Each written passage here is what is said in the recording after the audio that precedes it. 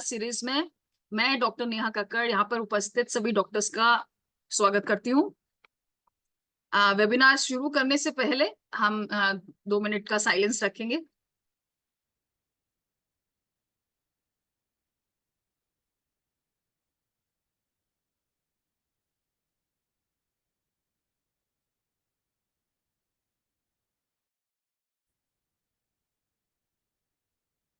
International forum for promoting homeopathy द्वारा जो आयोजित डेली वेबिनार के इस 440वें दैनिक वेबिनार सेशन में आप सभी का स्वागत है। आज के जो हमारे गेस्ट स्पीकर हैं वे हैं doctor Jineshwar येलीगोड़ा।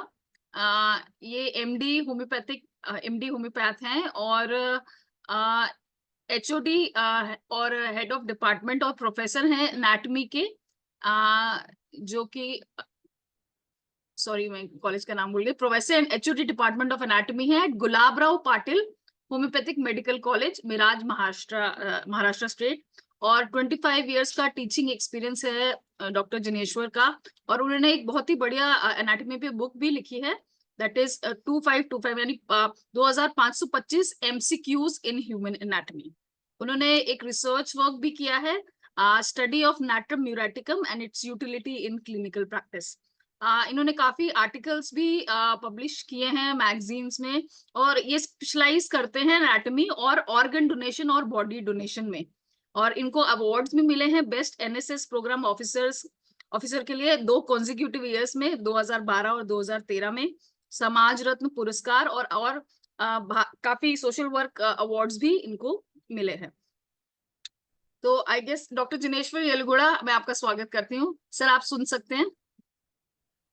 Yes madam, yes हाँ, मैम। तो आज का जो हमारा सर का टॉपिक है वो, क्योंकि ये ऑर्गन डोनेशन मंथ चल रहा है तो उसी से रिलेटेड है कि होम्योपैथी में कैसे हम ऑर्गन अंग और ऊतक और शरीर दान में होम्योपैथिक चिकित्सक की क्या हम रोल निभा सकते हैं होम्योपैथिक चिकित्सक ऑर्गन डोनेशन में।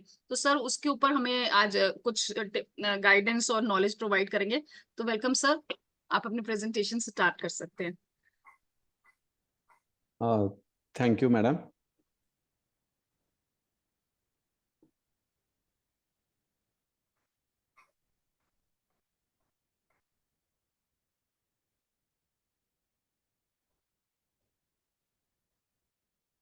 Can you see my slide madam?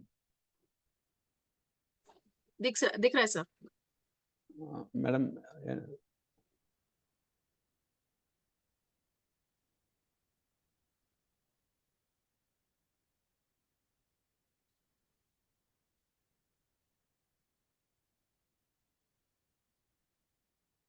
Good evening to all.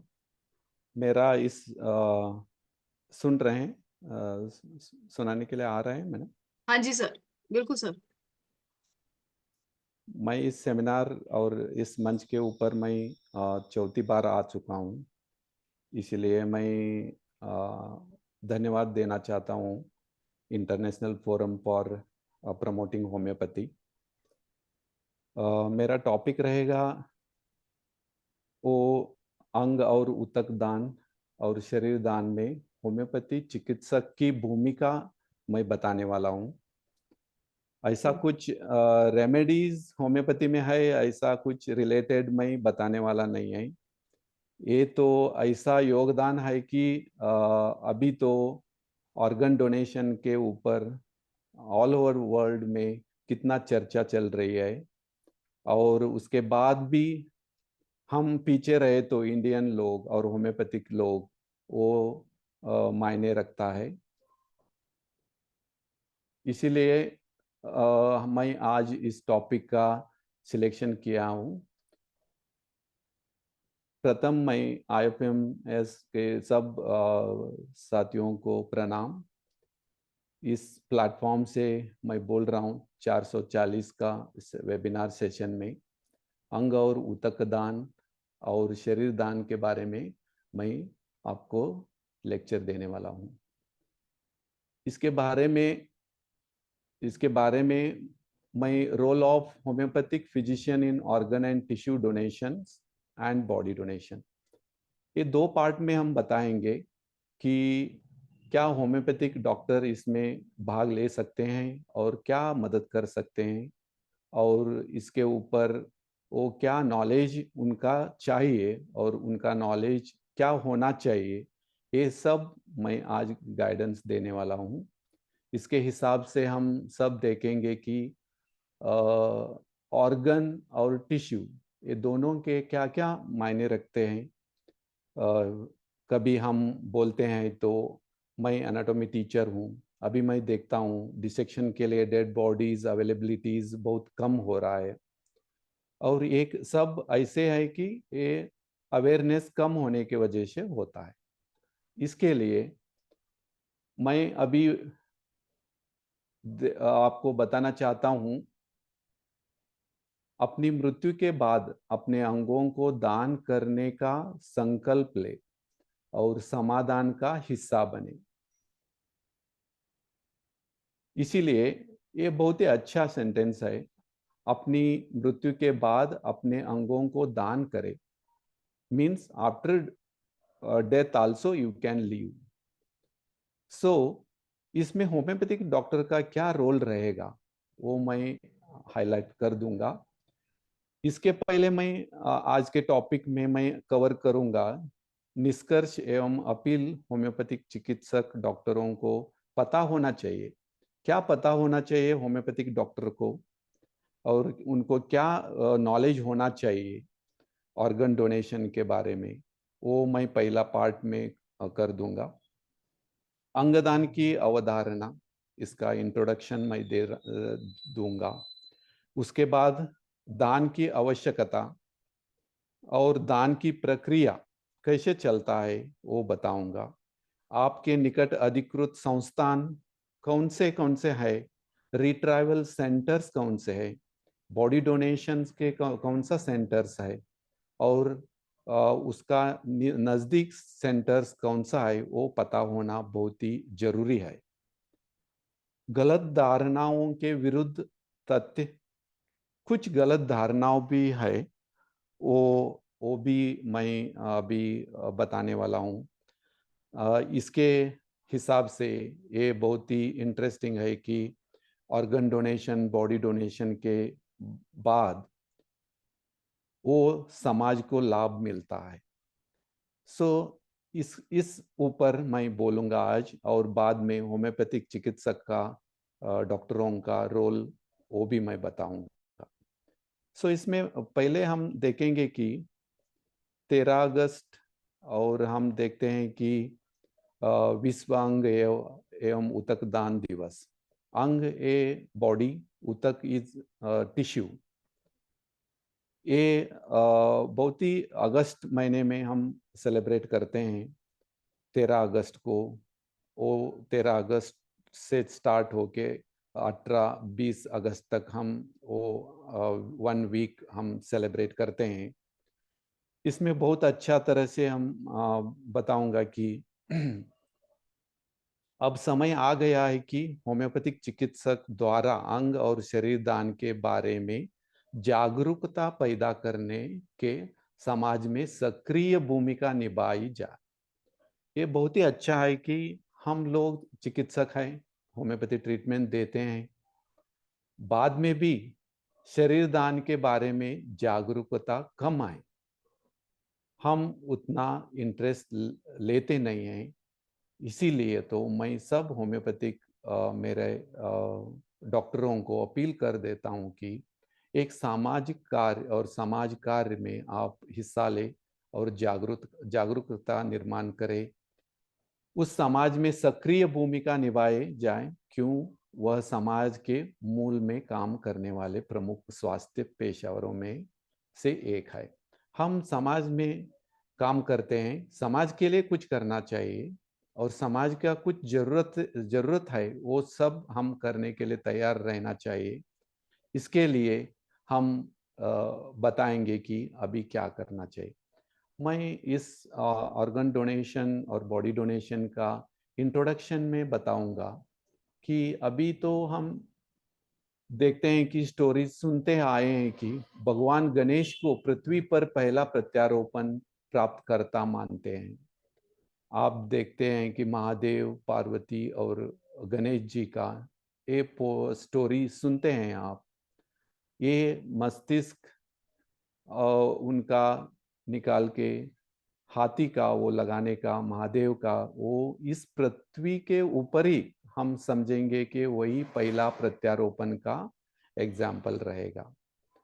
इसमें इंट्रोडक्शन में मैं बताना चाहूंगा कि अंगदान आमतौर पर मस्तिष्क गंभीर चोट या गंभीर दुर्घटना के परिणाम स्वरूप होने वाला मृत्यु के बाद किया जाता है। ब्रेन डेड पर्सन, उनके सब ऑर्गन्स उसके बाद हम लेते हैं, वो हम बताते हैं कि ब्रेन डेड पर्सन को ऑर्गन डोनेशन के लिए और उनका रिलेटिव को कन्विंस करने के लिए हम तैयार रहना चाहिए। मृत्यु के बाद किया जाता है ये सब डोनेशन, वो भी ब्रेन डेड। वो मल्टी स्पेशलिटी हॉस्पिटल रिट्रावल सेंटर पे एक कमिटी, वो कमिटी के द्वारा ब्रेन डेड डिक्लेयर कर देता है। उसके हिसाब से और रिलेटिव का कन्विंस करके उनका सब परमिशन लेके हम प्रोसीड करते हैं। भारत में प्रति वर्ष लगभग 5 लाख लोग अंग विफलता के कारण अपनी जान गंवाते। ऑर्गन मिलते नहीं है, ऑर्गन ट्रांसप्लांट के लिए ऑर्गन मिलते नहीं है, इसके लिए वो सब मर जाते हैं। हम यदि इस ऑर्गन डोनेशन के और टिश्यू डोनेशन के, बॉडी डोनेशन के इस हम इसके ऊपर हम ज़्यादा इंटरेस्ट लेके समाज में जागरूकता का निर्माण करके हम ले सके तो भाग बहुत ही अच्छा हो जाएगा। यह मिलना अंग केवल दान किया गया स्रोत अंग की उपलब्ध हो सकता है। भारत में जनसंख्या के मुकाबले अंगदाताओं का औसत अनुपात 0.08 ppm रहेगा। पार्ट्स पर मिलियन बहुत ही कम औसत पर है, बहुत कम परसेंटेज में इसका अर्थ होता है 1.25 अरब लोगों में केवल 100 दानदाता है। बेल्जियम, स्पेन, यूके जैसे देशों में यह अनुपात 30 ppm, that is a part पर मिलियन मीन्स 1 पर एवरी 10 lakhs। एक आदमी 10 लाख में वो एक तैयार होता है कि ऑर्गन डोनेट करने के लिए। सो इसके हिसाब से इंडिया में बहुत ही कम है। क्यों कम है और इसके ऊपर क्या होना चाहिए, क्या चर्चा होना चाहिए, वो सब मैं बताने वाला हूँ इसके ऊपर। सो अभी तो हम देख रहे हैं कि इतना कम लोग दान दे रहे हैं क्योंकि बहुत ही कम लोगों को इसके मालूम है। और इसके हिसाब से होम्योपैथिक डॉक्टर क्या कर सकेंगे। अंगदान क्या है वो थोड़ा आपको बताने वाला हूँ। अंगदान का अर्थ है क्षतिग्रस्त अंग के प्रतिस्थान के रूप में एक व्यक्ति दाता से दूसरे व्यक्ति प्राप्तकर्ता को स्वास्थ्य अंग के हस्तांतर की अनुमति देना। एक पर्सन का ऑर्गन डोनर से रिसिपिएंट को देना, वो भी परमिशन के हिसाब से हस्तांतर किया, अनुमति देना। ये प्रक्रिया 2011 से उस साल में ये संशोधित मानव अंग और ऊतक प्रत्यारोपण अधिनियम हो गया पारित, वो 1994 में। इसके अनुसार ख्याति से की जाती है, एक शव अंगदान से 8 लोगों की जान बचाई जा सकते। हम लोग एक बॉडी डोनेशन और एक पर्सन को ब्रेन डेड हुआ को हम उनको कन्विंस करके बॉडी डोनेशन के लिए तैयार करते हैं तो 8 लोगों की जान बचाई जा सकती है। इसमें नेत्रदान से भी 2 अंध व्यक्तियों को भी दृष्टि मिल सकती है। त्वचा दान भी जले हुए लोगों को ये दे सकते हैं। इसीलिए तो मैं इसके बारे में डिटेल बताने वाला हूँ। दान के 2 तरीके होते हैं, 2 टाइप्स। मृतक का अंग दान इसमें हम बोलते हैं मस्तिष्क मृत्यु के बाद दान और हृदय मृत्यु के बाद दान और जीवित दान। सो मृतक का अंग दान हम कभी बोलते हैं, कभी ब्रेन डेड पर्सन और cardiac dead person. Donation brain dead person, donation after cardiac death.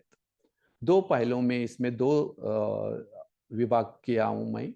इसके दो विभाग रहते हैं, मस्तिष्क मृत्यु के बाद दान means donation after brain dead and donation after cardiac death, ये दूसरी होता है।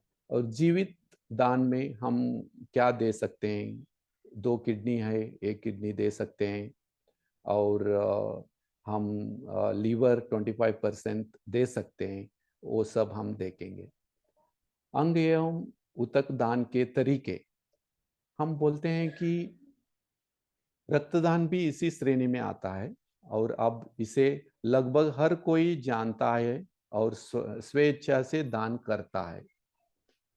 सो अस्थि मज्जा प्रत्यारोपण और प्राकृतिक मृत्यु के बाद दान, ये सब हम करते हैं। सो अभी तो मैं बताने वाला हूं कि आप क्या कर सकेंगे। तो इसमें प्राकृतिक मृत्यु के बाद हम अपने आंखें, त्वचा और हड्डियों के साथ साथ शरीर के कुछ अंग जैसे हाथ भी दान कर सकते हैं। इसीलिए तो लाइव दान क्या होता है वो भी अब देख सकेंगे। दाता जीवित है और उसने, मैं बताया अभी, 2 किडनी है, 1 किडनी दे सकते हैं। लीवर अधिकतम 25% जैसे अंग दान किए हैं, इसलिए तो 25% लीवर दे सकते हैं। ये सब हम देखते हैं कि इधर दो तरीकों का ऑर्गन डोनेशन और बॉडी डोनेशन में और टिश्यू डोनेशन में। इसके बाद हम देखेंगे कि अभी तो ब्रेन डेड हो गया और उसके बारे में डेड डिक्लेरेशन का बहुत ही जरूरी टीम रहता है। उस जरूरी टीम का हम परमिशन लेके उनका डिक्लेरेशन का सब प्रिंसिपल्स फॉलो करने के बाद हम सब ये पूर्ण करके उसके बाद में हम शवदान कर सकेंगे। संपूर्ण परीक्षण के बाद अधिकृतम समिति द्वारा दाता को ब्रेन डेड घोषित किया जाता है। अंगदान करने का निर्णय रोगी का प्रत्यक्ष पारिवारिक सदस्य लेता है। यह 2011 में संशोधित मानव अंग और उतक प्रत्यारोपण अधिनियम 1994 के अनुसार मैं बताया हूं अभी किया जाता है। इन अंगों के प्राप्तकर्ता का निर्णय नोटा, राष्ट्रीय अंग एवं उतक प्रत्यारोपण संगठन, national organ and tissue transplant organisation Delhi, उसके द्वारा तैयार और निगरानी की गई केंद्रीकृत प्रतीक्षा सूची के अनुसार किया जाता है। भारत में प्राप्तकर्ता और दाता के परिवार के बारे में कभी भी एक दूसरे को खुलासा नहीं किया जाता है। हम डोनर्स और रिसिपिएंट, इनका कोई रिलेशन और किसका ऑर्गन आपको दिया है और आपका ट्रांसप्लांट किया है, किनका लेके किया है, ये बताते नहीं है। और इसके बारे में मैं बताना चाहूंगा कि अभी तो स्टॉप हो गया। इस शवदान में हम बताएंगे कि शरीर दान प्राकृतिक मृत्यु के बाद शरीर रचना अधिनियम 1949 के अनुसार किया जाता है। ये तो मेडिकल स्टूडेंट छात्रों को द्वारा अध्ययन किया जाता है।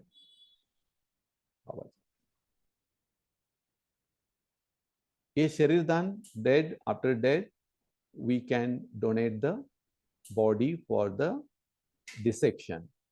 ये 1949 में एक्ट, एनाटॉमी एक्ट के अंडर मेडिकल कॉलेज को दे सकते हैं। उसके हिसाब से मेडिकल स्टूडेंट नॉलेज ले सकेंगे। सो अभी तो हम इधर से अब देख रहे हैं कि मैं दोनों तरीकों का बॉडी डोनेशन, ऑर्गन डोनेशन के बारे में बता रहा हूँ। 222 और 23 का मैं डेटा आपको अपडेट कर रहा हूँ। क्या है ये? किडनी डोनेशन और बॉडी डोनेशन के सब अभी ऑर्गन हम देखेंगे तो किडनी मीन्स डेटा अंगदान कितना हो गया है, बहुत ही कम ही है। देखो आप पहले पीछे से हम देखेंगे, स्मॉल बॉयल 3 है और पेनक्रियास 24 है, लंग्स 138 है और हार्ट 250 है, लीवर 761 और 1589 किडनी है। ये डेटा बहुत ही कम दिखाते हैं कि बहुत ही कम ऑर्गन डोनेशन हमारे देश में होता है। और हम देखेंगे तो ईयर वाइज इसमें हम डेटा मैं दे रहा हूं आपको, इसमें हम मैं दे रहा हूं अभी 217 को 2017 को देखो, डिसीज डोनर 773 थे और ट्रांसप्लांट 2110 थे। और उसके बाद 875 डोनर थे और ट्रांसप्लांट किया हुआ डेटा तो 2254 हो गया। और बाद में कम हो गया, इधर कम क्यों हो गया? 220 में 221 में इधर बहुत ही कम दिख रहा है डोनर और ट्रांसप्लांट, क्योंकि ये काल था कोरोना का। उस टाइम भी बहुत ही कम ऑर्गन डोनेशन और ट्रांसप्लांट हुआ है। इस डेटा भारत का है और भारत में कैसा हो रहा है, अभी 22 का थोड़ा बढ़ रहा है। इधर 904 डोनर रहे हैं और नंबर ऑफ ट्रांसप्लांट किया है वो लगभग 3000 तक आ रहा है, वो अभी इंक्रीज हो रहा है। इसके हिसाब से देखा तो हम बहुत जागरूक करना, निर्माण करना बहुत ही मायने रखते हैं। अभी तो प्राकृतिक मृत्यु के बाद दान संभव है, ये नेचुरल डेथ बोलते हैं। मृतक के निकटतम संबंधी मृत्यु के बाद निर्धारित समय के भीतर संपूर्ण शरीर और पूंजीकृत अधिकृत चिकित्सा संस्थानों को द्वारा दान देते हैं। यह प्रक्रिया एनाटॉमी अधिनियमन 1949। मैं डेड बॉडी डोनेशन के बारे में बोल रहा हूँ। इधर सब मेडिकल स्टूडेंट के लिए ये डेड बॉडी डोनेशन। देहदान की उपयुक्तता, ऐसे कई कारक है जो शरीर को शारीरिक दान के लिए अस्वीकार्य बनते हैं। हम इस डोनेशन किया हुआ तो भी हम लेते नहीं हैं। Dead bodies for the dissection हम लेते नहीं, क्योंकि वो बॉडी एक प्रिंसिपल के अंडर अभी वो अच्छा रहना चाहिए, मृत्यु के समय तक स्पष्ट नहीं हो सकते हैं। दान किया गया ये सब बॉडीज पूर्ण मानव शरीर की सामान्य संरचना का अध्ययन करने के लिए किया जाता है। ये बॉडी डोनेशन आफ्टर डेथ देते हैं तो ये सब स्टडी के लिए, डिसेक्शन के लिए, मेडिकल फर्स्ट ईयर स्टूडेंट के लिए एनाटॉमी स्टडी करने के लिए देते हैं। वो हम लेते नहीं हैं। कौन सा डेड बॉडीज हम लेते नहीं हैं कि बॉडी डोनेशन में शव परीक्षण हुआ है, पोस्टमार्टम किया हुआ बॉडीज हम सडन डिकम्पोजिशन हुआ बॉडी को हम एक्सेप्ट नहीं करते हैं। ओबेसिटी रहा तो, मोटापना रहा तो, अत्यधिक क्षीणता रहा तो, इमैसिएशन रहा तो भी हम नहीं लेते हैं। संक्रमण हुआ है मृत्यु का कारण, वो भी हम टेस्ट करके लेते हैं। आत्महत्या किया वो भी नहीं लेते हैं। अंगों और ऊतकों को हटाना, आंखों और छोड़कर कानूनी के तय पर संस्था को किसी भी कारण से देहदान को अस्वीकार करने का अधिकार है। ये सब हम रहा तो कोई भी डॉक्टर के पास आता है और बताता है कि डॉक्टर हमारे इधर एक पेशेंट है, वो बॉडी डोनेशन के लिए तैयार है और सीरियस है। आप ये सब 7 पहलुओं में देखना चाहिए और उसके बाद में आप देखना चाहिए कि इसमें वो कोई नहीं है, और इसके हिसाब से नहीं है तो आप बॉडी डोनेट कर सकते हैं। और उसके बाद मैं आपको बताना हो, अभी आई डोनेशन के बारे में भी मैं बताऊंगा कि अभी तो हम बताने वाला है कि आई डोनेशन के बारे में। अभी आई डोनेशन दो आंखों को ये हुआ तो अभी तो देखेंगे कि हम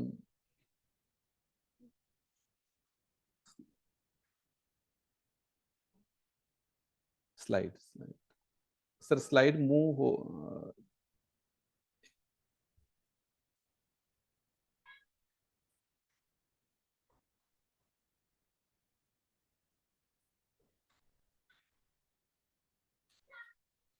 स्लाइड चेंज नहीं हुआ है क्या सर?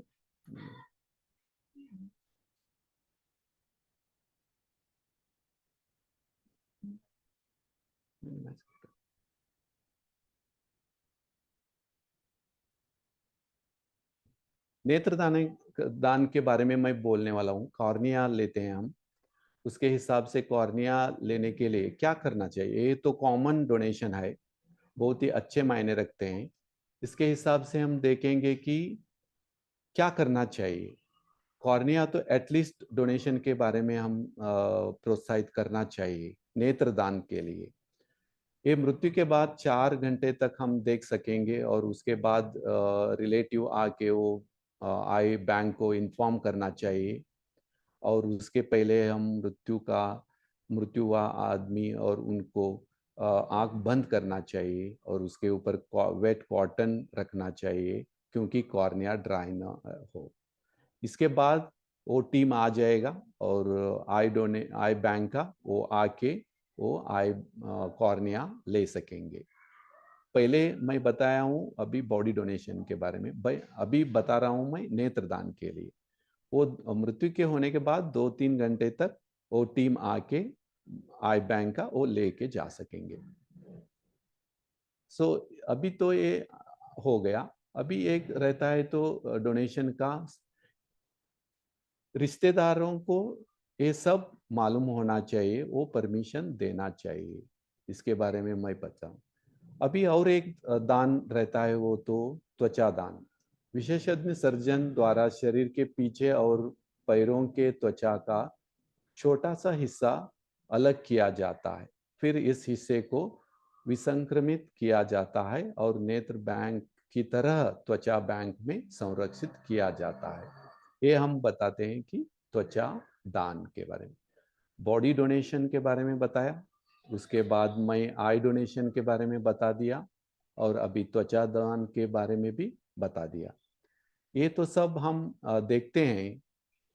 ये सब चोट पर त्वचा दान का ये चोट पर ग्राफ्टिंग कर देते हैं बर्न पेशेंट को, वो तुरंत ही हील हो सकता है ऊन। इसके बारे में हम दर्द भी तुरंत कम कर सकेंगे। इसीलिए तो ये त्वचा दान भी बहुत ही मायने रखते हैं। कौन से अंग दान किया जा सकता है, ये बहुत ही अच्छा है। मैं बताया इंट्रोडक्शन में, एक आदमी ने, एक ब्रेन डेड आदमी ने बॉडी डोनेट किया तो हम किसको और कितना आदमी को इसका बेनिफिट मिल सकता है। सर्वाधिक सामान्यता दान किया गया अंग है। कौन से अंग दान किया जा सकता है? आईज बताया मैं अभी, किडनीज, हार्ट है, lung, liver, pancreas, intestine, skin, bone, ये सब 9 ऑर्गन्स एक बॉडी से हम ले सकेंगे बॉडी डोनेशन के बारे में। टाइम ड्यूरेशन इसका क्या है? After death organ can be donated. After death donated, timing duration बहुत ही मायने रखते हैं। हार्ट और लंग इसके प्रिजर्व फॉर 4 आवर्स के लिए रहता है। लीवर प्रिजर्व 10 to 12 आवर्स रख सकेंगे। Pancreas preservation time 4 to 6 hours रहता है। इंटेस्टाइन के भी प्रिजर्व टाइमिंग 6 to 8 आवर्स है। किडनी प्रिजर्वेशन टाइम हम टाइमिंग 12 to 18 आवर्स है। ये सब हम देख सकेंगे। अभी लगभग ऑर्गन अवेलेबिलिटी और ऑर्गन डोनेशन का क्या अभी चल रहा है, इसमें इंट्रोडक्शन में क्या अभी उसका रेशियो जम रहा है, और उसका हिसाब से देखेंगे तो बहुत ही कम ऑर्गन रिक्वायर्ड से लोग बहुत ही अवेलेबिलिटी बहुत ही कम है। किडनीज देखा तो अभी तो 20,000 चाहिए और अवेलेबिलिटी रहता है 1684। ये तो लास्ट ईयर का डेटा है। हार्ट 50,000 रिक्वायर्ड है, अभी तो अवेलेबिलिटी 339 है। लिवर का भी ऐसे ही है, 50,708 अवेलेबिलिटी है। ये डेटा चेंज हो सकता है डे बाय डे अवेलेबिलिटी का। ये रेशियो कभी मैच हो जाएगा, हम जैसे लोग इस सोसाइटी में काम करेंगे, प्रमोट करेंगे, उसके बाद ही ये पॉसिबल हो सकेंगे। इंडिया में देखा तो मैं बहुत ही कम पर millions, India organ donation rate तो बहुत ही कम है, one of the lowest in the world बोल रहे हैं। इंडिया में 0.86 पर मिलियन बॉडी डोनेशन होता है। यूएस में तो 31%, 96 पर मिलियन है। स्पेन में ज़्यादा है, स्पेन 46.9 पर मिलियन ऑर्गन डोनेशन करते हैं और उधर होता है। एक सफल अंगदान और प्रत्यारोपण कार्यक्रम के लिए बुनियादी आवश्यकताएं, ये सब रहा तो उसके बाद ही सब ये पॉसिबल होता है कि हम ऑर्गन डोनेशन कर सकेंगे। वो उसका सक्सेस रेट बहुत ही ज़्यादा होता है। इधर क्या बोल रहा हूँ मैं अभी आपको बताने वाला हूँ कि सरकारी एजेंसी, राष्ट्रीय गैर कारोबारी संगठन और अनुमोदित विधान, ये सब सरकारी एजेंसी उनका इंटरेस्ट और करने के लिए और तैयार होने के लिए और ब्रेन डेड डिक्लेयर करने का टीम का, ये सब मायने रखते हैं। बड़े पैमाने पर जनता के प्रति सकारात्मक दृष्टिकोण और सांस्कृतिक अंगदान, ये भी बड़े पैमाने में पर जनता के प्रति सकारात्मक दृष्टिकोण और सांस्कृतिक अंगदान का बहुत ही बड़े पैमाने में नहीं रहता है। चिकित्सा समुदाय ज्ञान को लागू करे और कौशल और प्रशिक्षण करे, ये भी बहुत ही है। मुद्दे और चुनौतियां देखेंगे हम। मांग बनाम आपूर्ति अंतर के संबंध के उच्च बोझ रखता है। इसमें क्या है, बहुत ही डिफरेंस रहता है कि डोनेशन और रिसिपिएंट और रिक्वायरमेंट का। डोनर बहुत ही कम है और रिक्वायरमेंट ज़्यादा ही बढ़ते रहे। खराब बुनियादी ढांचा, सकारात्मक सरकारी क्षेत्र के अस्पतालों में ये नहीं रहता है, फैसिलिटीज नहीं रहता है, और less number of retrieval centres, retrieval organ transplant centre, retrieval centres बहुत ही कम लोग चलाते हैं मल्टी स्पेशलिटी हॉस्पिटल्स को, और उसमें ये सब मायने रखते हैं कि सब फैसिलिटीज अवेलेबिलिटी होना चाहिए। अस्पतालों द्वारा ब्रेन स्टेम, ब्रेन मृत्यु प्रमाण की खराब दर, ब्रेन डेड डिक्लेयर करने के लिए ये टीम रहता है डॉक्टरों को, वो जल्दी ब्रेन डेड डिक्लेयर करते नहीं है, क्योंकि उनका लीगली सब देख के उनका सब ट्रीटमेंट रहा तो भी ये बहुत ही प्रोसीजर थोड़ा डिफिकल्ट होता है कि ये ब्रेन डेड डिक्लेरेशन टीम वो जल्दी डिक्लेयर नहीं करता है। खराब मृत अंगदान के संबंध में अंगदान के प्रति खराब जागरूकता और रवैया, ये सब देखते हैं कि खराब मृत अंगदान के संबंध में उसके बारे में मुद्दे चुनौतियां रहते हैं। ये खराब जागरूकता है, रवैया है, उसके बारे में ऑर्गन डोनेशन के बारे में ये सब देखना चाहिए। मृतदाता से अंगदान प्राप्ति के लिए संगठित प्रणालियों का अभाव, ये भी अभाव रहता है, और प्रत्यारोपण, पुनर्प्राप्ति और ऊतक बैंक में मानकों को दखराव और अंग व्यापार की रोकथाम और नियंत्रण, और इसके बारे में हम देख सकेंगे। कानूनी झंझट भी रहेगा इसमें, कानूनी प्रोसीजर इजी होना चाहिए इसके बारे में भी सरकार गवर्नमेंट ने ज़्यादा ध्यान देना चाहिए और उसके बारे में थोड़ा इजी प्रोसीजर्स करना चाहिए, उसके बाद ही ये सब पॉसिबल हो जाता है। अंगदाता परिवार को आर्थिक रूप से मदद करने के लिए अंगदाता निधि भी करना चाहिए। होम्योपैथिक चिकित्सक या डॉक्टरों की भूमिका, ये बहुत ही अच्छा है। हम क्या कर सकेंगे होम्योपैथिक डॉक्टर, इतना मैं इंट्रोडक्शन दे दिया आपको।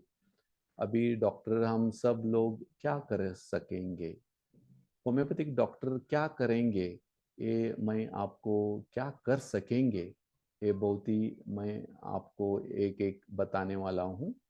इधर आपको देखना चाहिए कि समाज में स्वास्थ्य मूल्यांकन और उपचार के लिए होम्योपैथिक चिकित्सक की जिम्मेदारी, हम कैसे अभी ट्रीटमेंट करते हैं उसके हिसाब से हम जिम्मेदारी लेना चाहिए कि ये समाज का कार्य है और इसको हाथ भर लगाना चाहिए। इसीलिए समाज में स्वास्थ्य मूल्यांकन और उपचार के लिए होम्योपैथिक चिकित्सक की जिम्मेदारी, और होम्योपैथिक चिकित्सक को स्थिति को समझना चाहिए और उसी को बढ़ावा देना चाहिए। सब आप होम्योपैथिक डॉक्टरों को मालूम होना चाहिए, नॉलेज होना चाहिए। क्या नॉलेज होना चाहिए, आपका नियरेस्ट रिट्राइवल सेंटर्स कौन से, बॉडी डोनेशन का सेंटर्स कौन से हैं और ऑर्गन डोनेशन का सेंटर्स कौन से हैं, उधर प्रोसीजर होता है क्या, ट्रांसप्लांट होता है क्या, नियर आई बैंक है क्या, और स्किन बैंक है क्या, और बॉडी डोनेशन का है क्या। ये सब होम्योपैथिक डॉक्टर को नॉलेज होना चाहिए। वो कभी वो सिटी में प्रैक्टिस करो, नहीं तो वो क्या अभी इसमें प्रैक्टिस करो रूरल में, वो उनको ये अच्छे तरह से नॉलेज होना चाहिए। सबसे पहले उसे अंगदान देहदान के संबंधित सभी जानकारी, केंद्रों का विवरण और प्रक्रियाओं को विस्तृत ज्ञान होना चाहिए। ये तो बहुत ही मायने रखते हैं। होम्योपैथिक चिकित्सक को अंगदाता के परिवार और निकट संबंधियों को समझाने का माध्यम माध्यम बनना चाहिए। बहुत ही हम होम्योपैथिक डॉक्टर लोग साइकोलॉजी बहुत ही अच्छे तरह से पेशेंट का समझ जाते हैं और कन्विंसिंग तो करना चाहते हैं। ये कन्विंसिंग करते हैं तो ये प्रमोट हो सकता है। इसीलिए तो मैं आपको बताना चाहता हूँ कि हम होम्योपैथिक लोग as a social worker guide करें, और सोशल वर्कर करके हम भाग लिया तो इसके ऊपर बहुत मायने रखते हैं।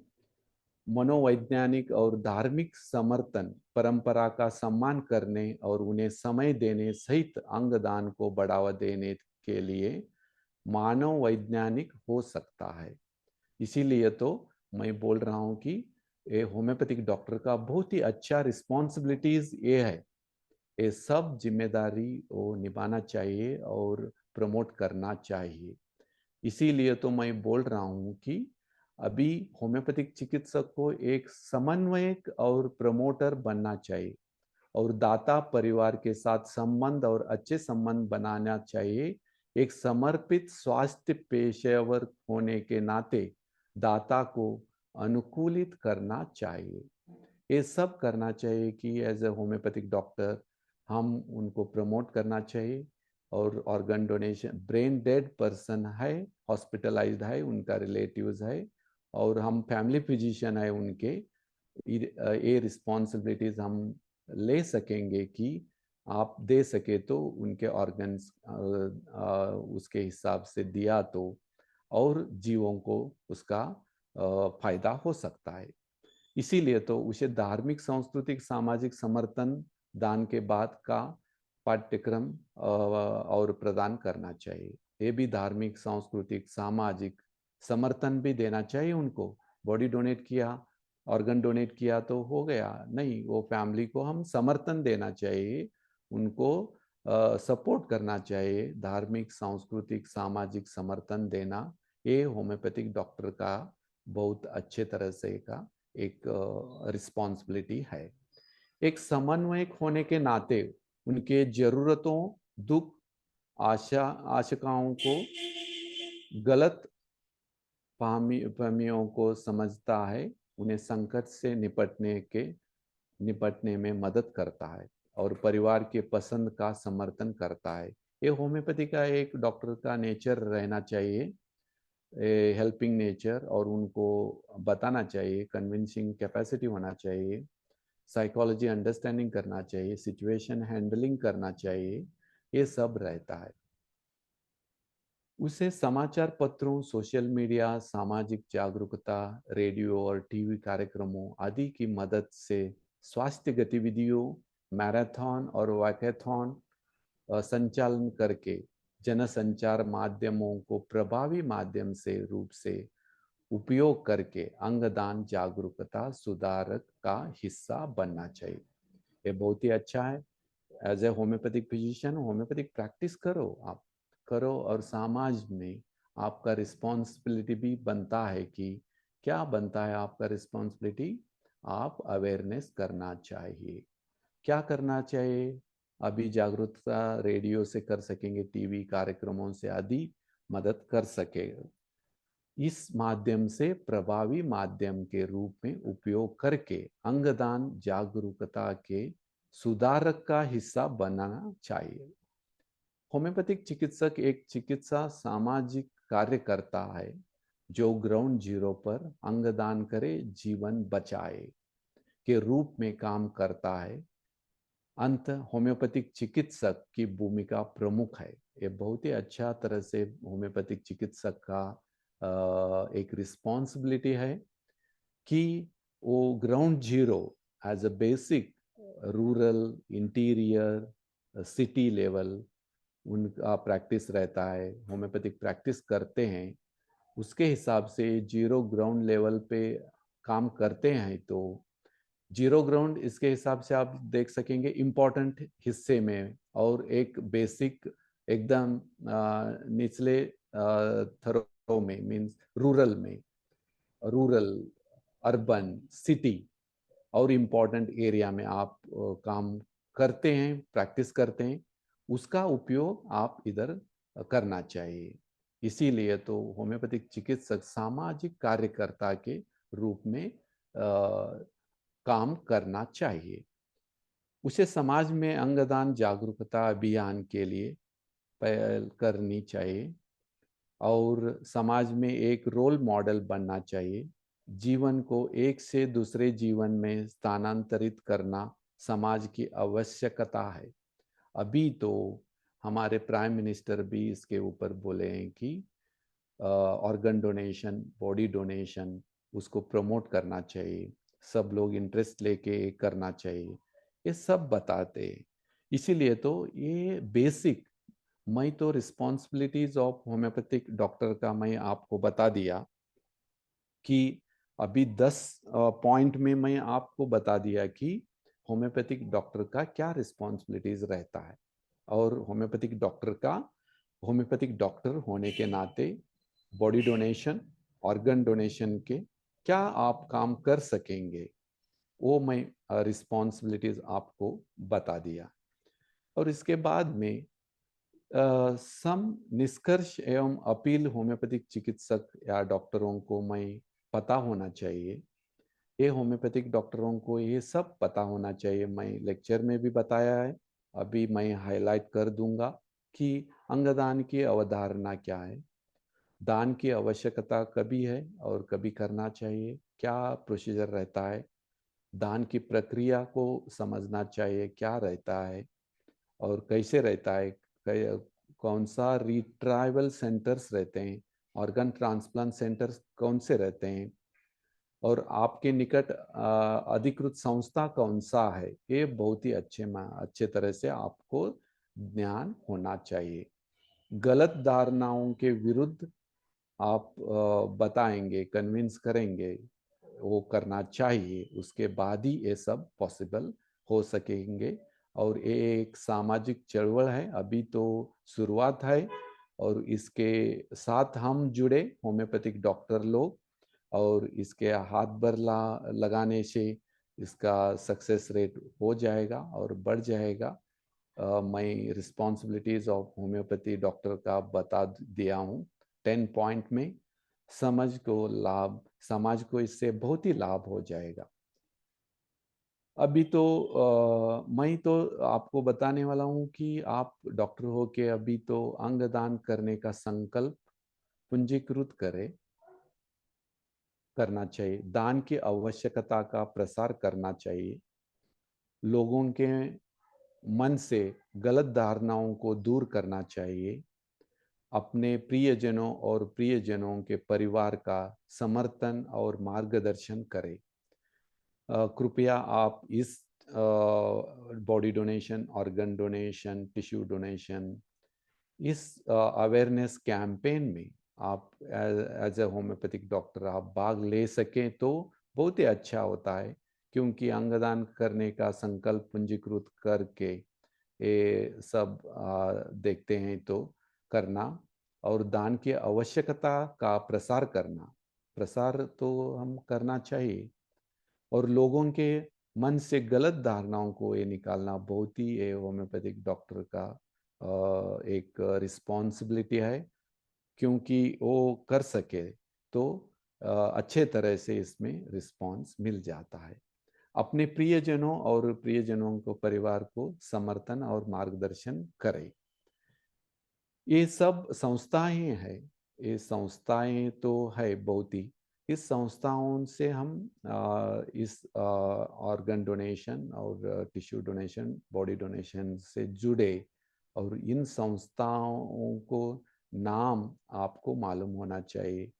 एक है वो तो NOTTO, national organ and tissue transplant organisation Delhi है। जोटो है, और इस जोटो हम बोलते हैं तो zonal organ and tissue transplant organisation. ये 5 जोन्स रहते हैं उस स्टेट में 5 जोन्स में डिवाइड रहते हैं। और SOTTO state organ and tissue transplant organisation for states रहता है ये। और जोनल ट्रांसप्लांट कोऑर्डिनेशन कमिटी रहता है। ये सब संस्थाएं 4 आप देख रहे हैं, इधर देख रहे हैं, NOTTO, ZOTTO, SOTTO and ZTCC। ये सब संस्थाएं काम करते रहते हैं। ये संस्था के बारे में और नज़दीक संस्था रहा तो उसके बारे में हमको मालूम होना चाहिए। और मैं बोल रहा था इस संस्थाओं का बहुत ही इम्पोर्टेंट मायने रखते हैं कि ये संस्था काम करते हैं और करते रहते हैं, और बाद में इनको हम देखते हैं कि इनको सपोर्टर नहीं रहते हैं। इसके लिए मैं बोल रहा हूँ कि इस संस्था के साथ जुड़े और इस संस्था का नॉलेज ले और उनको आप मदद करें, और उसके हिसाब से आप सामाजिक कार्य करें। अपने मृत्यु के बाद अपने अंगों को दान करने का संकल्प ले और समाधान का हिस्सा बने। ये सब बहुत ही अच्छा, डेड टीचर्स लिविंग बोलते हैं हम। और आप, मैं बोल रहा हूँ तो एक brain dead person body donate हो गया तो 8 लोगों का उसका मदद हो सकता है। इसके लिए ये बहुत ही अच्छा आप संकल्प ले और समाधान का हिस्सा बने। आप इतना ही करने का है होम्योपैथिक डॉक्टर हो के समाज में आप रोल मॉडल होके ऑर्गन डोनेशन, बॉडी डोनेशन का नॉलेज आप बढ़ा ले, और उसके हिसाब से मैं रिस्पॉन्सिबिलिटीज आपको 10 पॉइंट में बताया है, आप है वो आप करना चाहिए। आपको ये सब मालूम है और आपका रिस्पॉन्सिबिलिटीज है, और उसके हिसाब से आप वर्क करें तो ये संस्थाएं और डोनर बढ़ेंगे और रिसिपिएंट उनको बेनिफिट मिल जाएगा। और ये रेशियो बहुत ही डिफरेंट रहेगा, और इंडिया में बहुत ही कम होता है, तो हम इसके परसेंटेज बढ़ सकेंगे। इसीलिए तो मैं सबको आपको अपील कर देता हूं कि अपनी मृत्यु के बाद अपने अंगों को दान करने का संकल्प ले और समाधान का हिस्सा बने। मेरा एक रिसेंटली आर्टिकल पब्लिश हुआ है इसके ऊपर, organ donation, role of homeopathic physician in organ and tissue donation and body donation at ground zero, a homeopathy for all, जनवरी एडिशन में मेरा इंग्लिश में का एक आर्टिकल पब्लिश हुआ है। A role of homeopathic physician in organ and tissue donation.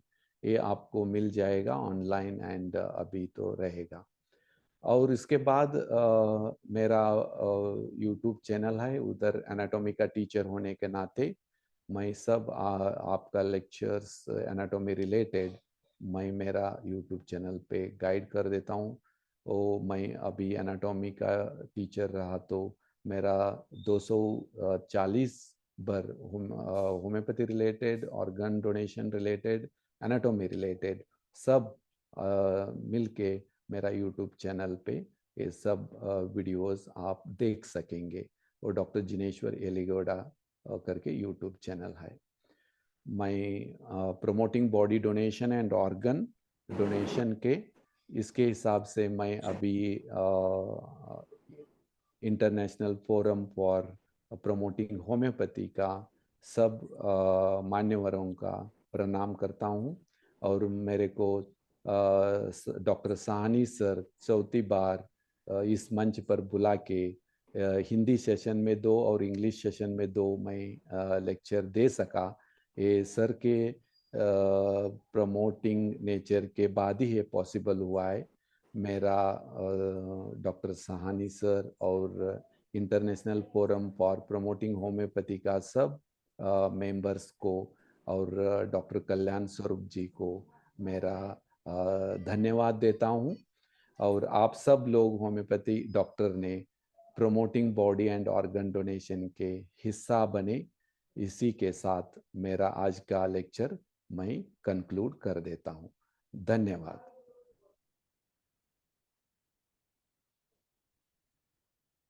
Hello. Hello. हाँ sir, मैं हाँ। कंक्लूड कर दिया अभी। हाँ, बहुत आप बढ़िया है। और थैंक यू। मैं भी आपके तरफ से सभी को रिक्वेस्ट करूंगा कि आप लोग भी इस ऑर्गन डोनेशन पर आप लोग सोचिए, अपने पेशेंट को बताइए, खुद सोचिए। ये सामाजिक कार्यक्रम है और होम्योपैथिक डॉक्टर एक कम्युनिटी में भी काम करता है, इसलिए जरूरी होता है कि होम्योपैथिक डॉक्टर्स को इसमें कम्युनिटी सर्विस में काम लेना चाहिए। ये कम्युनिटी सर्विस बहुत ही जरूरी है और समाज के लिए हमारा जीवन तो कुछ लिमिटेड ही होता है ना। हम लोग 50, 60, 70, 80, 90 तक जिंदा रहते हैं, उसके बाद में हम लोग का कोई अस्तित्व नहीं रहता है। लेकिन अगर उसके जाने के बाद भी अगर हम लोग के बॉडी का कोई काम आ जाता है तो ये दुनिया के लिए सबसे बड़ा गिफ्ट होगा और आपका सबसे बड़ा उपहार होगा। मैं दिनेश्वर जी को बहुत ही धन्यवाद देना चाहूँगा कि आपने इतने महत्वपूर्ण विषय को हमारे होम्योपैथिक डॉक्टर्स के बीच में साझा किया है। और इसे आप अंग्रेजी के सेशन में भी, इंग्लिश सेशन में भी इस बात को लेकर के आइए। आप एक डेट मैं फिक्स कर दूंगा आपसे बात करके, आप इंग्लिश सेशन में भी इस ऑर्गन डोनेशंस के विषय में हम लोगों को बताने का कोशिश कीजिए। ओके सर, मैं दूंगा मैं सर। बात आप करके डेट ले लूंगा, है ना। चलेगा सर, आपसे डेट लेके मैं दे दूंगा सर आपको। और बहुत अच्छा है, आपने एनाटॉमी का विषय में है और एनाटॉमी से रिलेटेड ऑर्गन का भी है, कौन कौन सा ऑर्गन को डोनेट किया जा सकता है, इसका विशेष जानकारी आपने दिया है। और ऑर्गन के माध्यम से आपने एनाटॉमी का होम्योपैथी में क्या अप्रोच है, इसके पहले भी आपने लेक्चर दिया था कि एनाटॉमिकल इम्पोर्टेंस है ना, इसको होना जरूरी हाँ। है क्योंकि और आज के सिलेबस में, नए सिलेबस में भी एनाटॉमी का रिपोर्टरी में क्या भूमिका है, मेट्रामेडिका में क्या भूमिका है, इसको कोरिलेट करके पढ़ाने की बात कही जा रही है। तो निश्चित रूप से हम लोग कहीं ना कहीं एनाटॉमी अपने शरीर के अंगों का महत्व को समझते हैं और ये इतना इम्पोर्टेंट होता है कि ये डेड बॉडी और लाइव बॉडी में बहुत बड़ा अंतर होता है। डेड लाइव बॉडी में एक वाइटल प्रिंसिपल होता है और वाइटल प्रिंसिपल के साथ में ये किस तरह से काम करता है, ये हम लोगों को समझने की बात होगी। ये है। डॉक्टर नेहा जी, आप कुछ बताएंगे तो अच्छा रहेगा। आप जिनेश्वर जी, आप अपना पीपीटी को शेयर बंद कर दीजिए। Okay sir. हाँ, डॉक्टर जिनेश्वर ने बहुत ही डिफरेंट टॉपिक पे आज हमें नॉलेज प्रोवाइड करी, जो कि ऑर्गन डोनेशन है। और इसके लिए अवेयरनेस सोसाइटी में बहुत अभी इतनी नहीं है। लोगों को मालूम होता है कि ऑर्गन डोनेट करना चाहिए, पर उतने लोग आगे नहीं आते हैं, क्योंकि कहीं ना कहीं एक जिसे कहते हैं ना, मोरल इश्यूज हैं इंडियन सोसाइटी में इस चीज को लेके कि हमें अपनी ऑर्गन जो दान है वो हम कैसे दूसरे को दे सकते हैं मरने के बाद। क्योंकि कुछ उनके कुछ प्री कंसीव्ड वो रहते हैं नोशंस कि हमें ऑर्गन बाद में मरने के बाद हमें नहीं चाहिए, क्योंकि इट्स काइंड ऑफ, क्योंकि उसमें कुछ प्रोसीजर्स इन्वॉल्व होते हैं जो थोड़ा सा डिफिकल्ट होता है लोगों को एक्सेप्ट करने के लिए। क्योंकि उसमें आफ्टर डेथ आपकी बॉडी अलग से ले जाके वो ऑर्गन्स एक्सट्रैक्ट करते हैं, और उसके बाद उसमें से ऑर्गन्स लिए जाते हैं, जो भी वो पर्सन डोनेट करता है।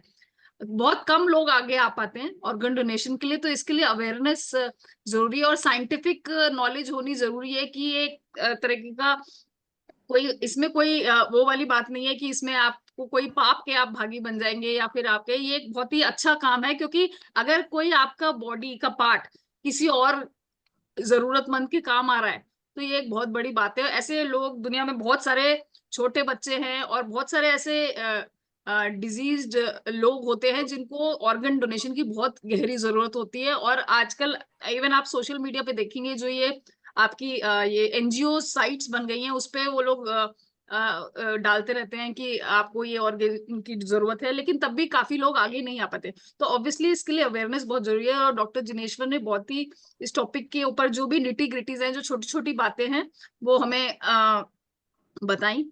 और इवन डॉक्टर्स को भी इस चीज के लिए अवेयर होना है, क्योंकि जब तक डॉक्टर्स अवेयर नहीं होंगे तो जनरल पब्लिक अवेयर नहीं होगी। तो obviously it was a very good session sir आपके साथ। और जो भी आपने बताया वो हम इसको इंक्लूड करें और आगे भी लोगों को पहुंचाएं, यही रहेगा। आप आगे भी इसी तरह हमें गाइड करिए सर और इसके बारे में, तो इट विल बी बहुत बहुत मैं अच्छा चौथी बार रहेगा। आ चुका हूँ मैं। हाँ जी अभी सर, तो मैंने आपका इंग्लिश सर में के पहले भी सेशन अटेंड किया है। हाँ, हाँ जी अभी सर, मैं एनाटॉमी के ऊपर। हाँ हिंदी जी। सेशन पे मैं तैयार नहीं था। हाँ सर जी। के डॉक्टर साहनी सर ने प्रमोट किया, आप हाँ नहीं हिंदी सेशन में ले लीजिए। नहीं सर, तो बहुत ही बढ़िया उनका सेशन रहा, डिफरेंट टॉपिक रहा। हाँ ये टॉपिक्स भी इंक्लूडेड करने जरूरी होते हैं, वही क्योंकि हम कई बार सिर्फ मेन स्ट्रीम होम्योपैथी में चले जाते हैं। एनाटॉमी फिजियोलॉजी सभी टॉपिक्स मेडिकली बहुत जरूरी है सारे वही डॉक्टर्स के लिए। तो दैट वही इज बहुत जरूरी होता है, और बहुत ही बढ़िया सेशन रहा। Thank you madam, thank you sir. अभी कुछ क्वेश्चन रहा तो मैं बोलता हूँ, नहीं तो अभी मुझे इस मंच पर बुलाने के लिए धन्यवाद देता हूँ। और ऑर्गन डोनेशन का मैं इसके हिस्से में होम्योपैथिक डॉक्टर का 10 पॉइंट्स बताया है। हाँ ये जी वो 10 पॉइंट्स वो सब लागू करके वो सोशल वर्कर के जैसे एनजीओस जैसे वो काम किया तो बहुत ही समाज को लाभ मिल जाएगा। और ये डोनेशन और रिसिपिएंट का डिफरेंस बहुत ही बढ़ रहा है, वो ज्यादा हो रहा है, ये हाँ वो कम कर सके तो बहुत ही बिल्कुल। अच्छा है। हाँ जी। इसके हिसाब से मैं मेरा टॉपिक आज का रहा, इसलिए तो IFPH का मैं बहुत ही धन्यवाद देता हाँ, हूँ। आपका भी सर बहुत बहुत धन्यवाद। आप दोबारा आइए सर, अलग डिफरेंट एनाटॉमी और अलग होम्योपैथी के टॉपिक्स के ऊपर, तो बहुत बढ़िया रहेगा। तो वैसे भी अब हमारा ऑलमोस्ट टाइम है, अगर किसी और का कोई क्वेश्चन या कुछ कमेंट्स है तो प्लीज दे सकते हैं, हमारे पास 1 मिनट बचा है बस। ओके, तो अब 8 बज चुके हैं, तो अब हमारे इंग्लिश सेशन का टाइम है। थैंक यू डॉक्टर जिग्नेश्वर, दोबारा आप प्लीज आइएगा फोरम पे। और अब मैं हैंड ओवर करती हूँ सेशन अजनी जी को। Thank Ajni you ji, madam, you thank can hear me? Thank you. Thank you, Dr. Neha. Yes. Uh,